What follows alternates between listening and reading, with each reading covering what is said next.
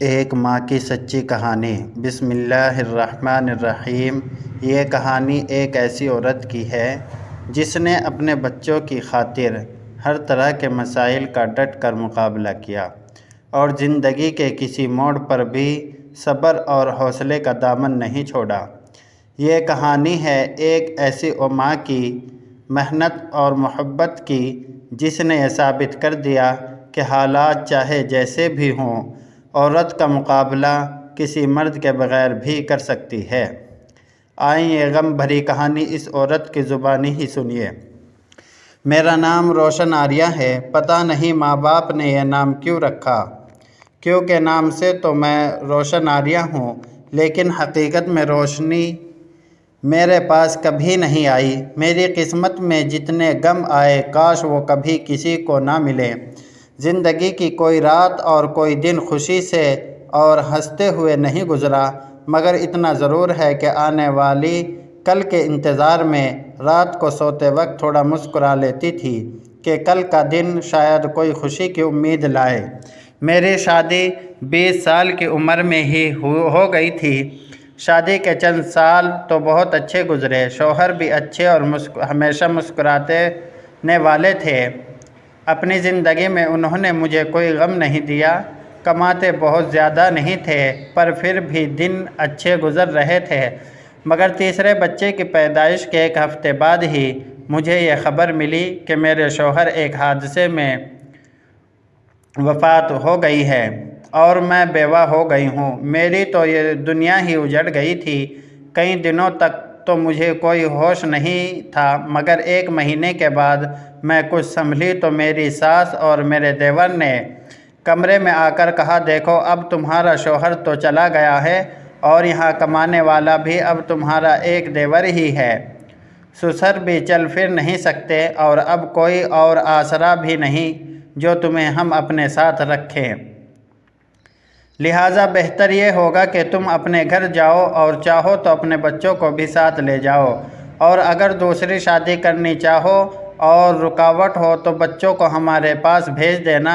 مجھے یہ سن کر بہت حیرانی ہوئی کہ اب یہ لوگ بھی میرا بوجھ نہیں اٹھا سکتے، تو میں نے ان سے کہا کہ ماں، اس گھر میں تو میرے شوہر کی یادیں ہیں، اور ویسے بھی میں آپ پر بوجھ نہیں بنوں گی، کیونکہ میں سلائی کڑھائی تو جانتی ہوں، محنت کر کے اپنا اور اپنے بچوں کا پیٹ پال لوں گی۔ آپ صرف مجھے اس گھر میں رہنے دیں۔ رہا شادی کا سوال، وہ تو میں اب نہیں کروں گی۔ یہ بچے ہی میرا سہارا ہیں اور کوئی دوسرا باپ انہیں پیار نہیں دے سکتا۔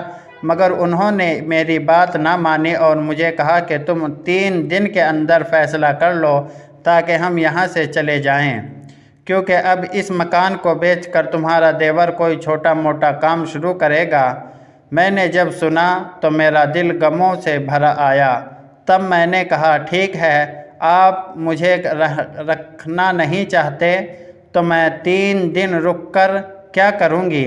لہٰذا میں نے اگلے دن ہی گھر چھوڑ دیا اور اپنی ماں کے گھر آ گئی۔ میں ماں کے گھر میں کچھ ہی دن رہی تھی کہ بھابھیوں نے میرے بھائیوں کے کان بھرنے شروع کر دیے کہ روشن آریہ کے بچے ہمارے بچوں کو مارتے ہیں، انہیں کھیلنے نہیں دیتے۔ حالانکہ میں اپنے بچوں کو اپنے کمرے میں ہی بند رکھتی تھی، نہ تو ان کو میرا کوئی بھائی کھیلنے کے لیے باہر لے جاتا، بس یہ بیچارے آپس میں ہی کھیل کر کمرے میں ہی سو جاتے تھے۔ آہستہ آہستہ میں نے اپنا کچھ زیور بیچ کر ایک سلائی مشین لی اور محلے سے سلائی کا کام منگوانا شروع کر دیا۔ اللہ کی رحمت سے میرا کام لوگوں کو پسند آ گیا۔ اب میں نے اپنے بچوں کو محلے کے ایک اسکول میں داخل کرا دیا اور خود انہیں چھوڑنے بھی جاتی اور لینے بھی۔ پتہ نہیں یہ عورت ہی عورت کی دشمن کیوں ہوتی ہے۔ میری بھابھیوں کو میرا اس گھر میں رہنا پسند ہی نہیں تھا، اس لیے وہ میری بوڑھی ماں جو ہر وقت میرے غم میں نڈھال رہتی تھی، اسے پھٹکتی رہتی کہ کوئی غریب سا مرد دیکھ کر اس کی شادی کرواؤں اور اسے رخصت کروں، ورنہ اس کی عمر کیسے کٹے گی۔ اور اس کے بھائی اسے کب تک سنبھالیں گے؟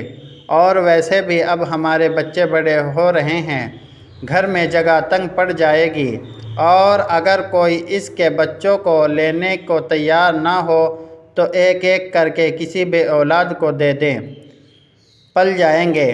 لیکن ان ظالم بھائیوں کو یہ خیال نہ آیا کہ ان بچوں کی خاطر میں نے اپنا سسرال چھوڑا تھا اور شادی نہ کرنے کا ارادہ کر لیا تھا، تو کیا میں ان بچوں کے بغیر رہ سکتی ہوں؟ کیا کوئی بھی ماں اپنے بچوں کے بغیر جی سکتی ہے؟ شاید ایسا تو کوئی جانور بھی نہ کر سکے گا۔ اس رات تو میں سو نہ سکی، اور اگلے دن اپنی کچھ چیزیں اور ایک جوڑی جو میرے شوہر کی آخری نشانی تھی بیچ کر میں نے گلی میں ہی ایک 2 کمرے کا مکان کرائے پر لیا اور وہاں اپنے بچوں کے ساتھ رہنے لگی۔ اب خرچے بھی بڑھ گئے تھے، اس لیے مجھے سلائی کا کام بھی بڑھانا تھا۔ اس سب میں میری ایک دوست نے میری بہت مدد کی اور اپنی ماں سے کہہ کر اس نے مجھے ایک بوت کی مالکن سے ملوایا۔ اسے میرا کام پسند آ گیا اور وہ مجھے ہر مہینے اتنا کام دینے لگی کہ میں اپنا گزارا کرنے لگی۔ اس کے باوجود میرے بچوں کو بہت محرومیوں کا سامنا کرنا پڑا۔ اس دوران میرے بھائیوں نے میری خبر تو کیا لینی تھی کہ وہ میری ماں سے بھی تنگ آ گئے تھے، اس لیے میں اپنی بیمار ماں کو بھی اپنے اسی گھر میں لے آئی تھی۔ بوتیک کی مالکن جس سے میں کام لیتی تھی، اس نے مجھے کہا کہ اگر میں تمہیں ایک چھوٹی سی فیکٹری لگا دوں تو کیا تم یہ کام سنبھال لو گی؟ میں نے کہا کیوں نہیں۔ لہٰذا اس نے میرے اس گھر میں ہی مجھے مشینیں لگوا دی اور کہا کہ اب تم مجھے میرا آرڈر پورا کروا دینا۔ میں یہ کام خوش اسلوبی سے سر انجام دیتی آئی۔ بفضل خدا آج میرا ایک بیٹا میڈیکل سائنس کا فائنل امتحان دے رہا ہے اور دوسرا بیٹا بینک میں ملازمت کر رہا ہے، اور بیٹی کی شادی ہونے والی ہے۔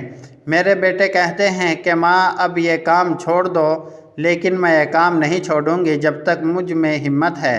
اپنے لیے کچھ رقم اور کفن خرید رکھا ہے، نہ جانے میری ماں کی طرح کب میرے بچوں پر بوجھ بن جاؤں۔ آج میری ماں زندہ نہیں ہے اور اب مجھے بھی مرنا ہے، لیکن خدا کا شکر ہے کہ میرے بچے نمازی ہیں اور میرا بہت احترام کرتے ہیں۔ بس میرا دوسری عورتوں کے لیے یہی پیغام ہے کہ وہ کبھی بھی کسی موڑ پر ہمت نہ ہاریں اور کوشش کرتی رہیں، کیونکہ ہمت کرنے والوں کا ساتھ خدا ضرور دیتا ہے۔ اگر آپ کو ویڈیو اچھی لگی تو لائک اور سبسکرائب